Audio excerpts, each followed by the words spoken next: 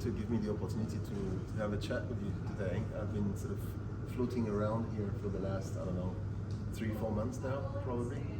And I've really enjoyed the vibe and the energy around the place. I didn't realize how much I actually needed to be in a busy place, to kind of surf that wave and feel busy myself. So it's one of those sort of cross-pollination things. So I'm just gonna introduce myself and talk a little bit about what we're trying to build. My name is Jean-Philippe, for those who don't know me. I'm a Freewi, so that's a French and Kiwi. I've been here 21 years now, so I can do the James Bond thing at the customs with 2 passports.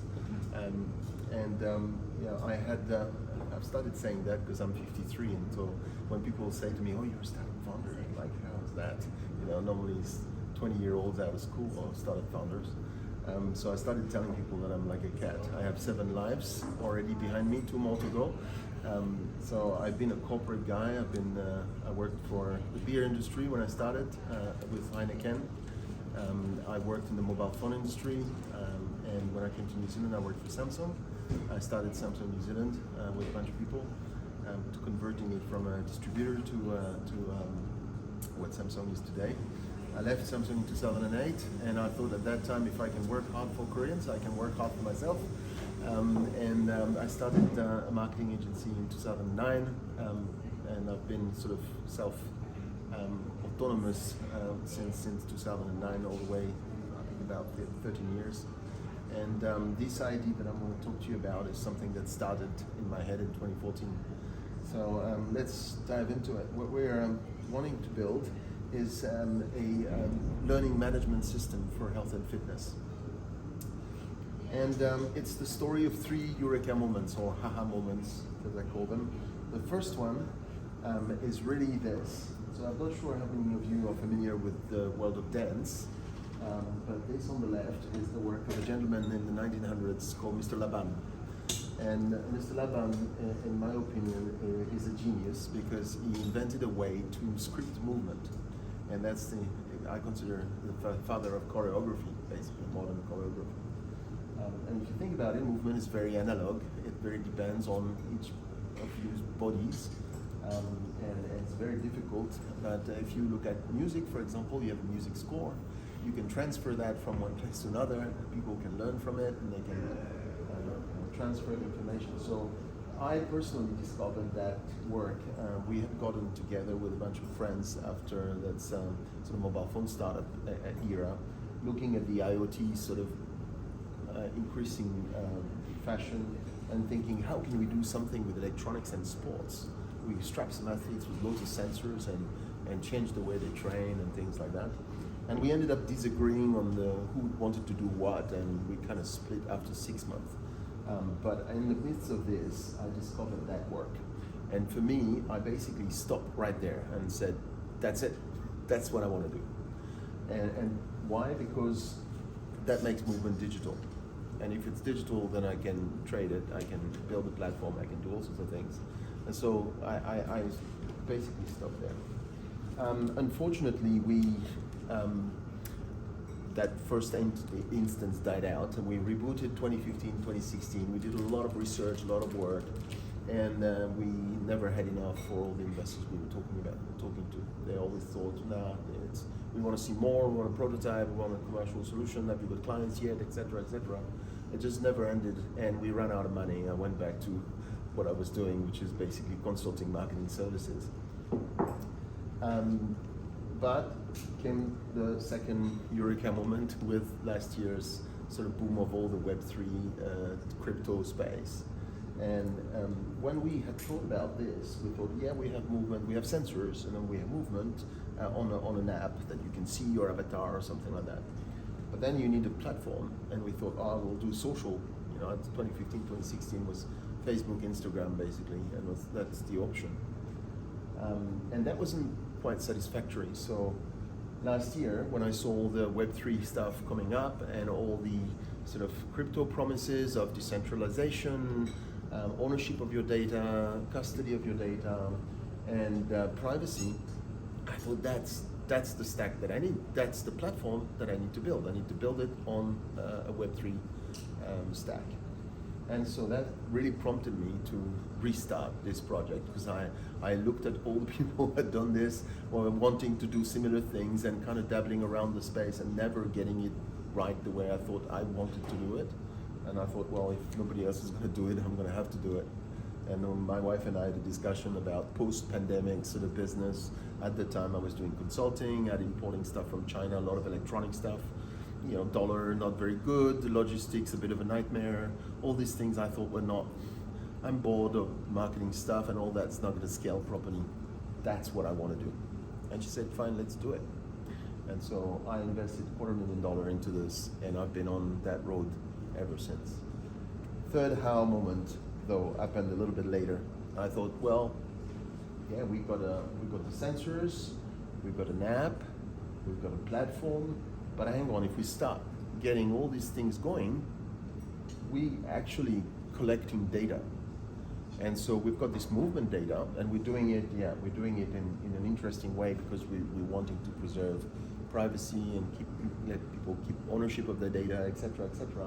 But then you get to a point where you've got all this movement data, why don't you strap other things on it? If I have physical activity, maybe I want heart rate, maybe I want nutrition, maybe I want sleep, etc. Then I end up having a full picture of my health and fitness data condition at a particular instant in time, and the continuous tracking of it. That becomes really interesting. And when we speak to AI researchers or data researchers in health and fitness, they tell us actually they don't have good access to this type of data.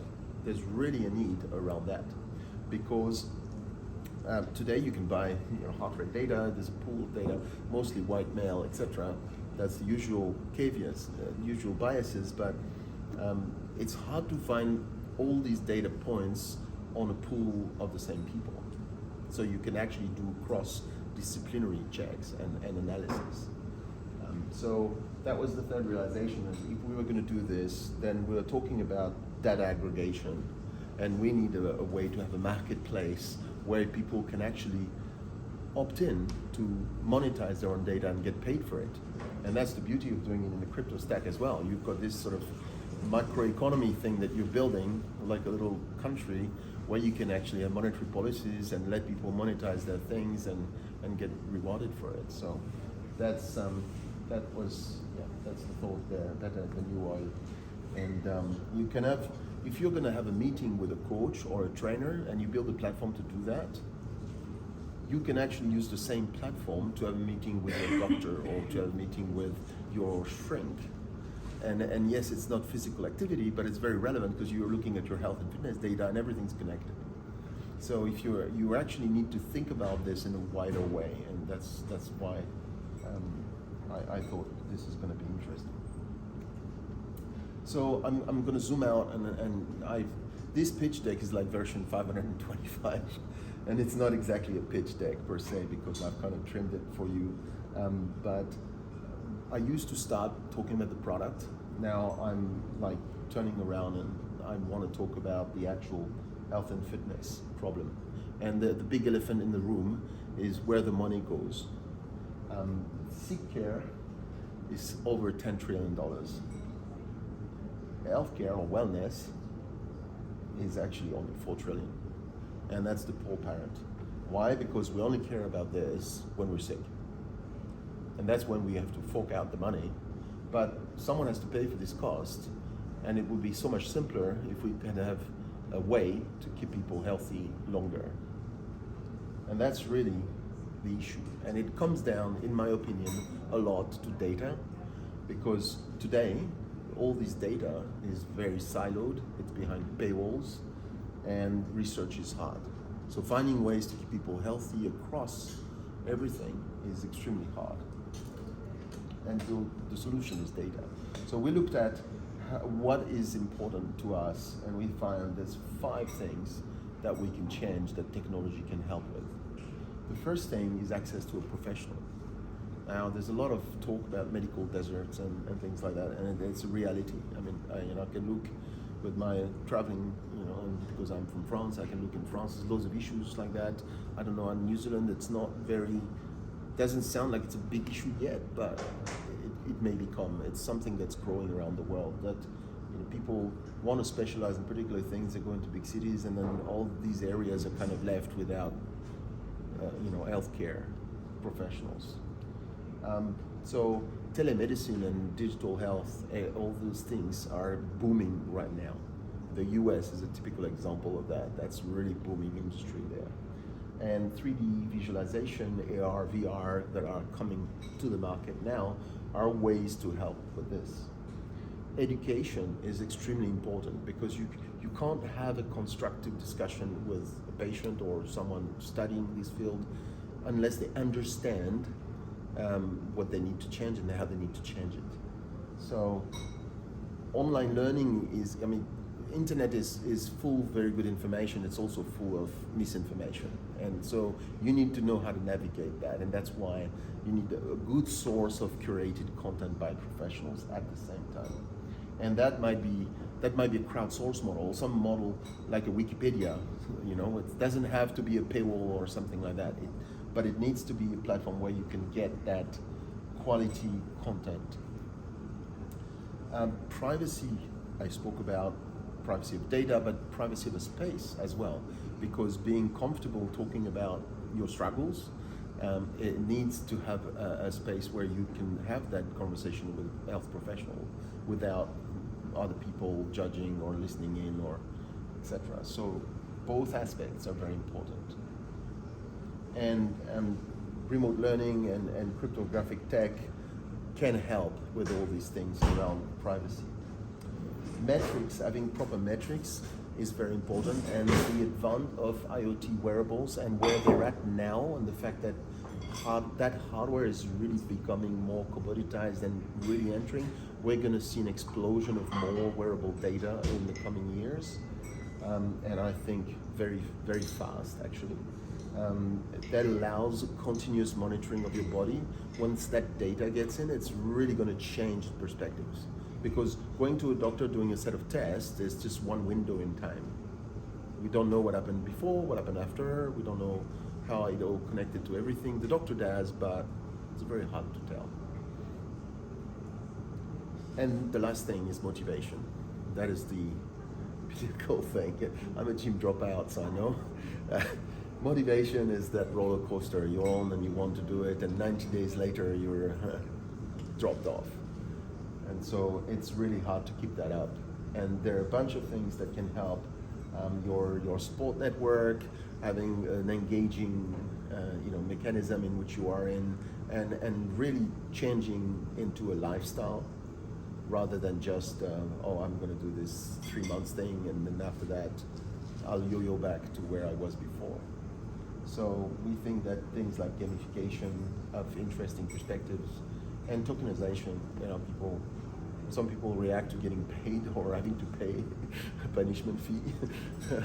It depends. There's lots of models out there. I'm not saying which one is better or worse, but certainly there's interesting ground to explore in that area.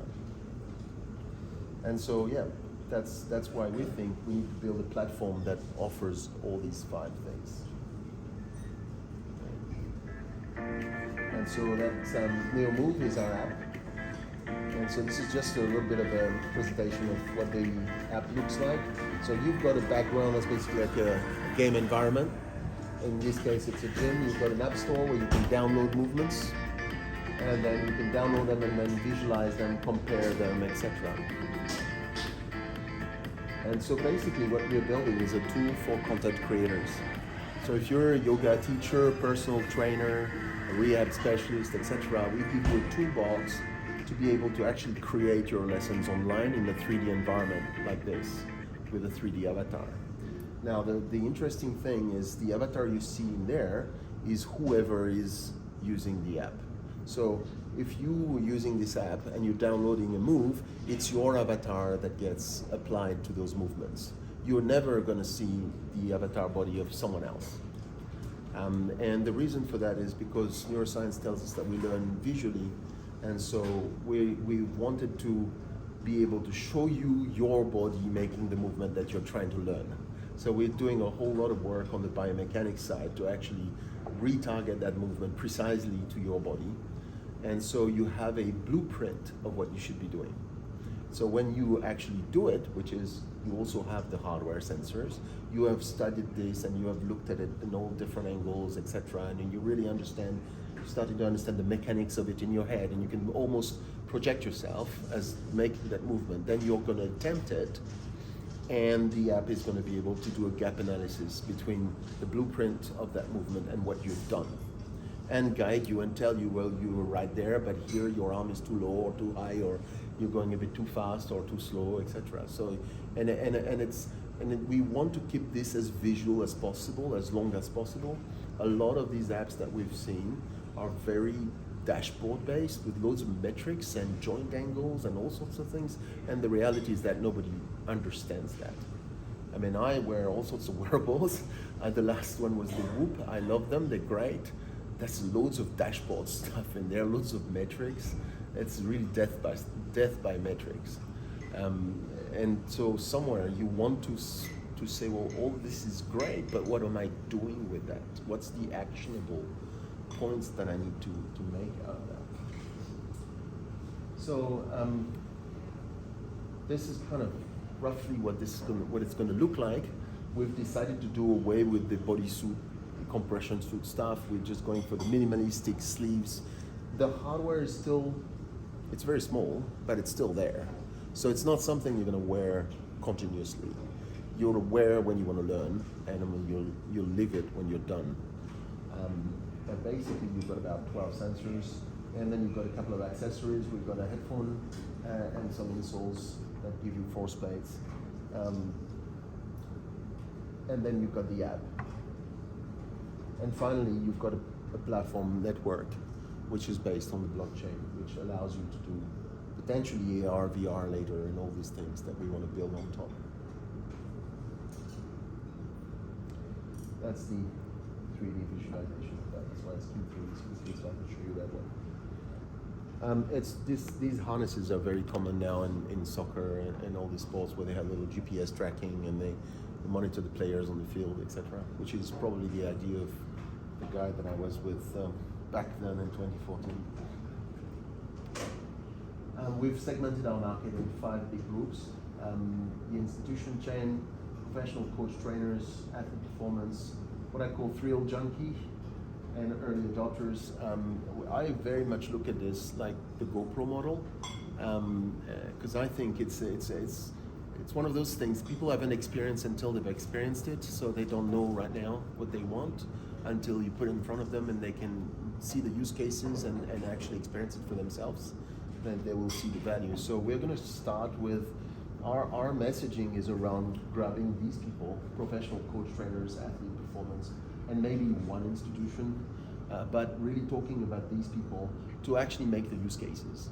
So working with them to build the lessons, and they can present that, so it's B2B2C, present that to their students and their people, so that it just sort of organically builds from there a little community around sort of real movement professionals.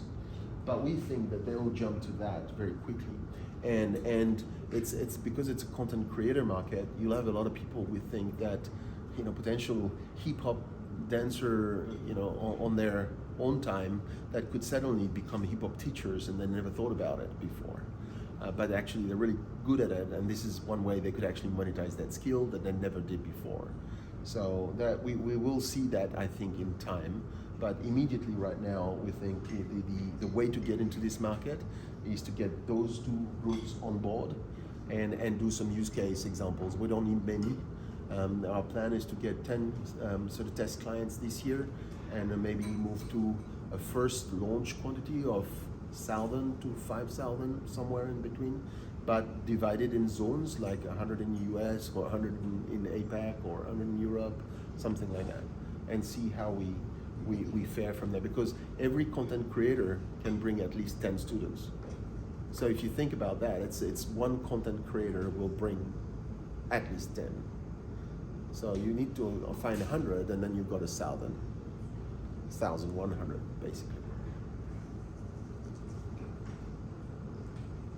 So if you zoom back and how it works, well, the app basically allows you to create your own avatar. So we use photogrammetry, so they just scan their face, scan their body, and it creates the avatar. Then we work and break down and create the actual real avatar you're going to train with full skeleton, muscle layer, skin layer, the whole lot.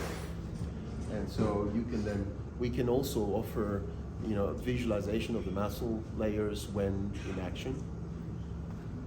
And then you put on the sensors and calibrate. It's the classic T-pose stuff that you've seen done in other motion capture hardware stuff. I mean, 7 years ago, this was groundbreaking. Now it's almost run of the mill. The only thing is, the reason why we're into the hardware game is that solution is still thousands of dollars out there, because it actually is priced for movie studios, game studios, etc. They're buying a few assets that they will amortize. And then it's not a mass market option with a content subscription model. So that we need to have this at $500 US is our target price for the solution.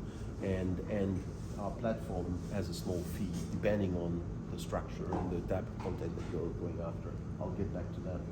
So you choose your lesson, and then basically our movement score algorithm segments that sequence, either the one you downloaded or the one that you're recording. And that's the key, steps that you need to make. You study, and it just rinse, repeat. And we can add what we call rich media on top of that. So we're creating the whole file format and movement, what I call movement learning engine, where we are actually able to have that movement sequence, plus you have voiceover from the coach. You can anchor some information at different steps in there, where you can have a pop-up of a video if the coach wants to add some more information. Basically, it's a toolbox for them to create the perfect lessons. So they have the actual model with the right posture.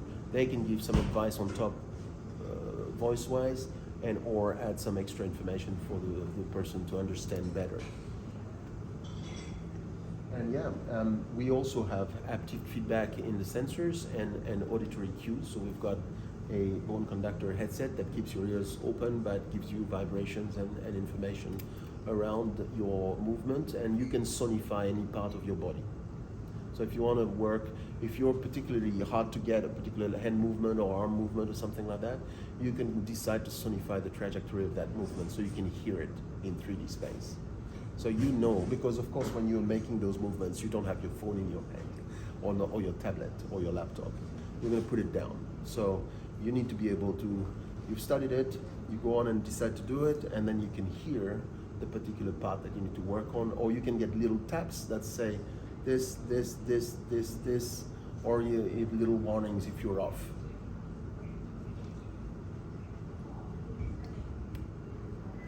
So a bit of a demo here is, so this is not our hardware. This is the hardware that we bought to accelerate the development.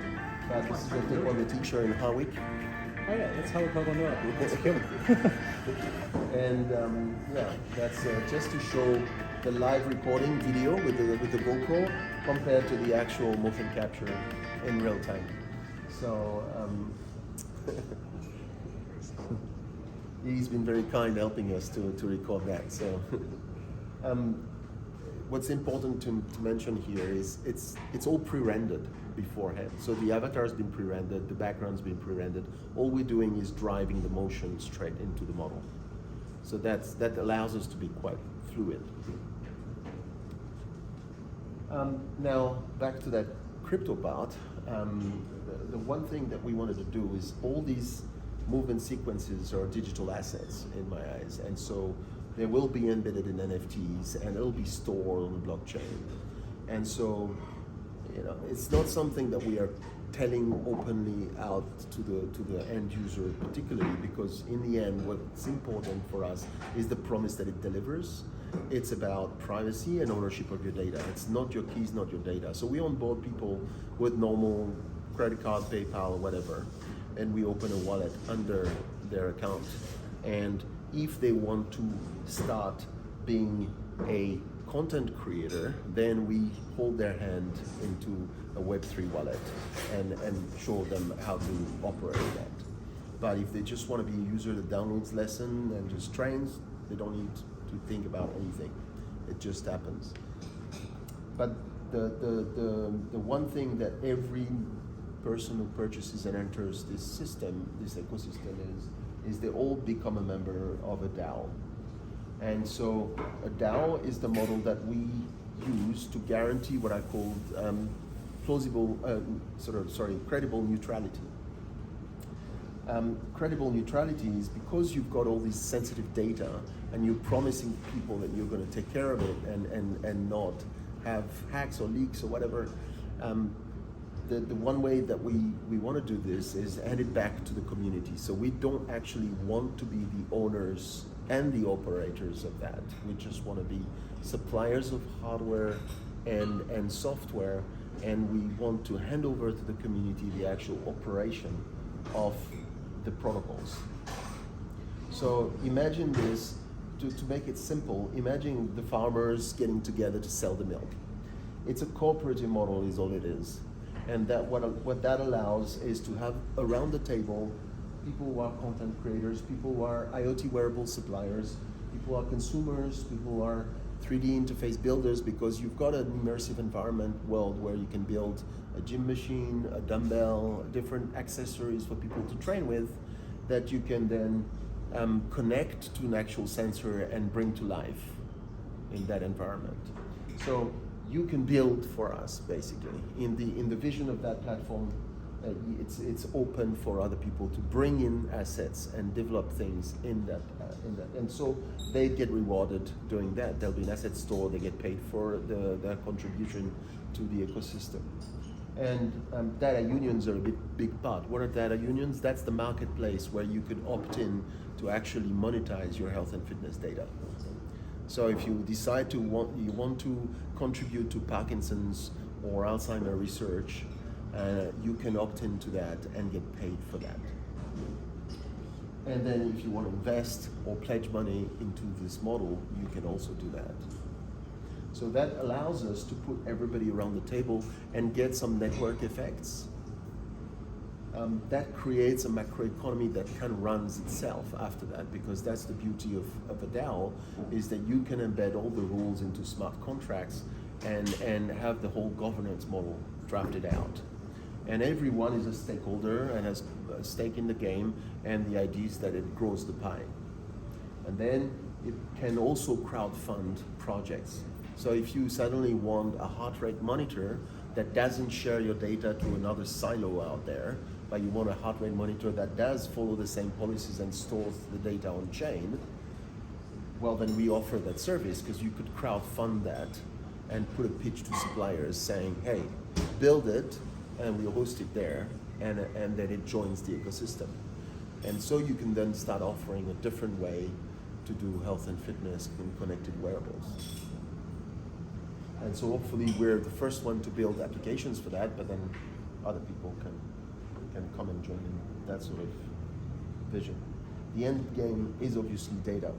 Like I said, a pool of active individuals across all this that have custody of their own health and fitness data, that you have data privacy, you can promise anonymization and decentralization and encryption of the data, that you can then have AI recommendations obviously built on, because AI is a big part of this. I didn't wait for the AI game to become fashionable to have that in there. It's an obvious one, but it takes time and it needs loads of data to train on. So that ecosystem is what allows it to come to life. And of course, it gives you a full picture of your health and fitness across several metrics, which is what is missing out there today. And of course, you can do citizen science. Our go-to-market or sort of business model is a hardware at $500, a subscription model where you get in, you have free content in there. So you buy your hardware and you have access to existing movements that you can learn from. If you want the pro plan, it's $29.99. And then if you have, you have masterclasses. Masterclasses by institutions or professionals or whoever is famous out there building masterclasses, and that can rank from small price to a high price, depending on how good they are and how famous they are. And then you have accessories that you can buy, and then it's like the GoPro model. You can start looking at different use cases and different verticals and supply accessories to enable Pilates or weightlifting or golf or I don't know, all the disciplines where movement posture is really critical. And of course, you have an opportunity for revenue. So you paid in, but you can get paid out. So you can make money from this. It's a B2B2C model. We encourage content creators to become our ambassadors, and it's based on recommendations and satisfactions. And of course, we want to use the use cases to propagate and grow and get those network effects. We try to do a market map. It's quite difficult because we're a bit at the intersection of a lot of things. But you know, if you were mapping on one side, you've got all the people that are mostly hardware, and so some are based on cameras, some are based on actual sensors, physical sensors. On the other side, you've got people who do a lot of lessons, like the obvious example is Lululemon Studio and things like that, which are really just a big Zoom screen. And then you've got all these sort of newcomers to the move to earn movement, like you know, you buy those NFT sneakers and you walk around and step in, or you have Sweatcoin where you get rewarded in crypto coins to actually exercise. And then you've got us, which I think is more in the learning management system, the intersection of all this. I've put in the middle someone called Rook Motion. They're very interesting. They do data aggregation of different wearable sensors. They don't provide any other service than aggregating the data and try to give you advice from it. But in my opinion, they're aggregating data from siloed and sort of really, you know, Apple Watch, Garmin, all these things. It's not a lot of privacy in there. Our competitive advantage as we see them is a user-friendly content creator platform, private and safe, access to live biometrics and 3D visual data in one place, indoor and outdoor, and that's something we've been quite hell-bent on because we looked at camera technologies and other ways to do motion capture. They're still very limited despite all the hype around there. You know, it requires field of view, it requires good lighting, and it requires internet connection. We're wireless, we're outdoor, we don't need a connection to operate. Once you've downloaded that on your phone, you can go train in the forest. If that's your thing, no problem. And yeah, it's not portable, expensive mocap suits at $5,000. It's $500 US. We're compatible with AR, VR, future tech. As a matter of fact, we will build a browser-based version in our platform where you can just connect all these different things. And so you can we're planning to have one-on-one meetings and one-to-many meetings. So you can have potential fitness classes with many people online in AR or VR. It gives you structured data and actionable insights, which is really important. And it's got so much more than meets the eye. Because we can do all this AI stuff and all this research at the back end that is going to change the way we think about health and fitness in general. So I'm on the marathon journey. That is what I've been doing since we started. Of course, the team's building. I've got 3 people in New Zealand. I've got people in the Philippines. 1 guy in China. I've got 2 people in France.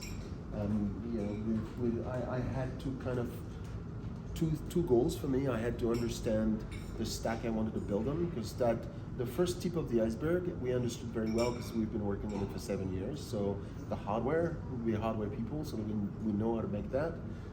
The app, okay, well, that's also, we thought about it for quite some time. The actual crypto platform was a new thing.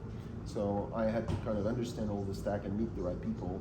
So I went to all these crypto conferences, ETH Denver being the first one, Consensus, South by Southwest, and of course also it was about getting the word out there and trying to pinpoint who were the potential investors that wanted and understood what we're trying to do, that would want to be part of this. So that was my goal, and I can say safely that I've I think exceeded that goal. We've got a good list. And we haven't raised yet. We haven't actually opened the raise, but we want to. It's going to become really urgent because the traveling does cost a lot of money. But yeah, I'm continuing. I'm off next week. I'm going to Prague for East Prague, where I'm actually attending a DAO workshop with one of the top guy in the DAO space around all the tools and how to structure it and how to build. And potentially, I will build a bit of it, as much as you can do in 2 days. But we've got an architecture. I can validate everything that I've got in there with this guy. And Viva Tech is the largest European startup conference in Paris. And then I'm invited to the FitTech Club. I'm a member of the FitTech Club from end of last year, I think. They're basically a sort of networking group where you connect fitness industry professionals and tech industry professionals. So there's a lot of peers sort of reviewing, a lot of discussions, a lot of connections there. What people I've applied to pitch on stage in Munich, so hopefully I will be selected because I will know only a week before. But I'll put my best foot forward, and even if I'm not selected, there'll be loads of investors in the crowd. So I'm definitely not going to waste my time on that one. And then after that, the only one event that I've got left on my confirmed roadmap is Singapore's Token 2049, which is quite an important one as well. There's loads of investors in the Asia region as well.